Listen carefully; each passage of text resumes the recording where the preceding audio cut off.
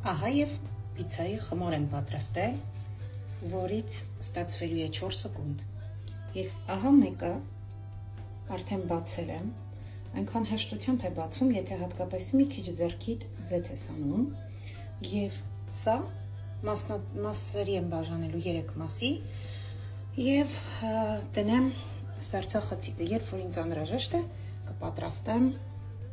հաջորդ պիցան կամ ինչ-որ ցանկանում։ Ես այսօր ունեմ ընդհանրապես տոմատ, ես ունեմ արդեն պատրաստած սոուս եւ աղացած միս, ահա պանիրը քերած, այսքանը, եթե պատրաստեմ հիմա քիչ հետո ես ձեզ այն ցույց կտամ։ Ահա ստացվեց այսպիսի արդյունք։ Մի հատ տեսեք, ես հիացած եմ։ Բրավո!